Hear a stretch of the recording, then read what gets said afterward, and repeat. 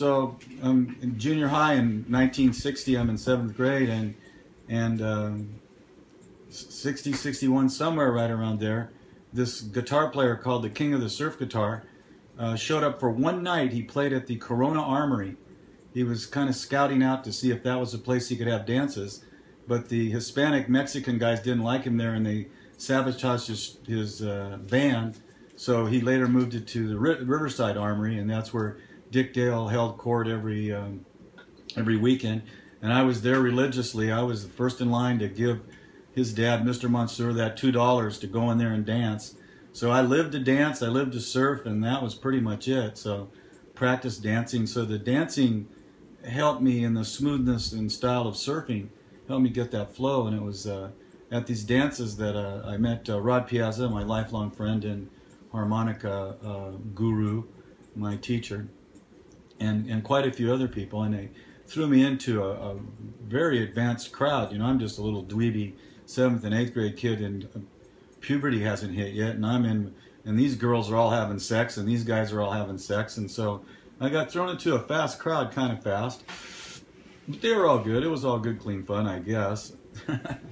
And so as I started meeting people at school that started to surf, because the Beach Boys had just came out with surfing ba bip bip bip, and I mean, surfing is the only life for me.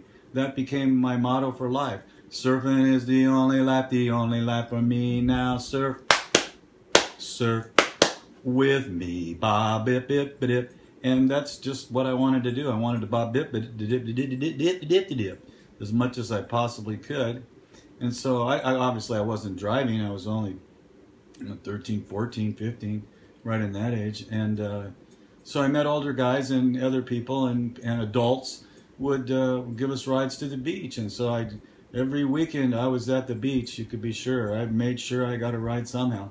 And that's where I started to meet my buddies that formed the core of what would later become the Noah's Ark Surfing Society.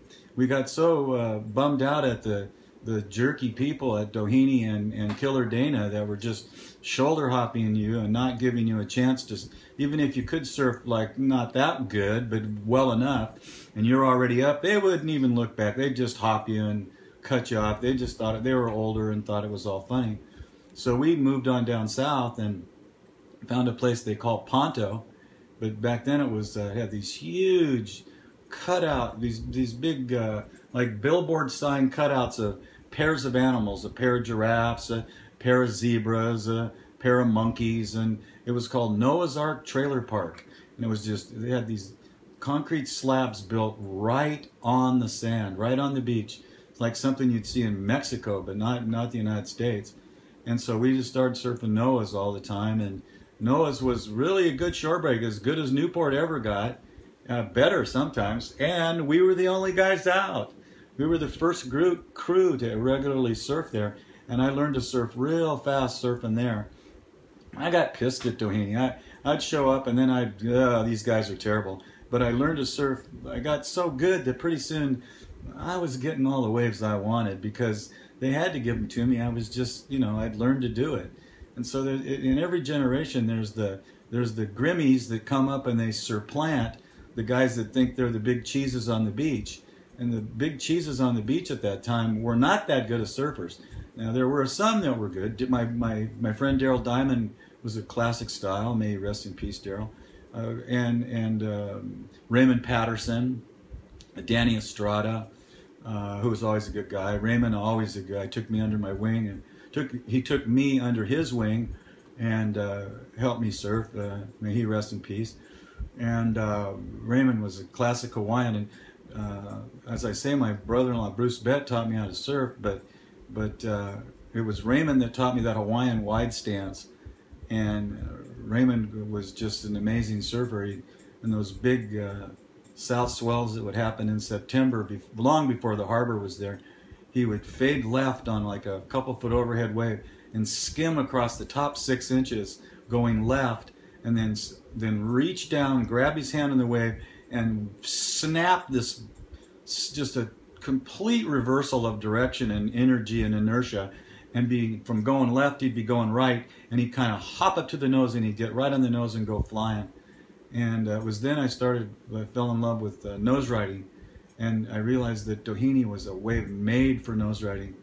And that's when I met Steve Walden, the great champion nose rider, and Jimmy Mackert, Coco Mackert, and Mike McCabe, McGilla, and Tom Schreffler, and a whole Jack Duncan, and the list just goes on of all these guys that I learned to surf with, and we paddled around. And this is back when Dana Point, hard to imagine. Dana Point, you would say, I like to go to Dana Point, and people would say, where's that? Nobody had ever heard of it. And it was just like Mexico. It was an absolute wilderness.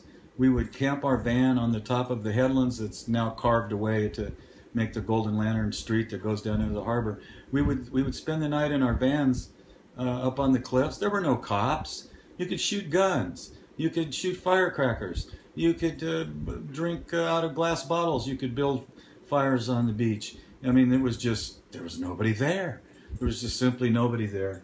And at night particularly, and my brother-in-law Bruce Beck got a job working at the gas station at the very, very entrance of Dana Point, one of those old buildings that had been put up in the 20s. And I remember I hang out with him, and past 9 o'clock, you could have put a sleeping bag on the coast highway and nobody would have ran over you because there were no cars coming south or north. I know that's hard to imagine now. And there were no street lights, let alone stop signs. I know that's hard to imagine now.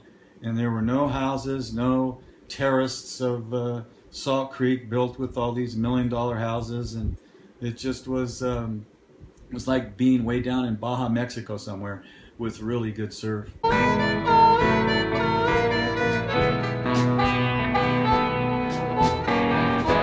a rogue wave, baby, coming to you, child.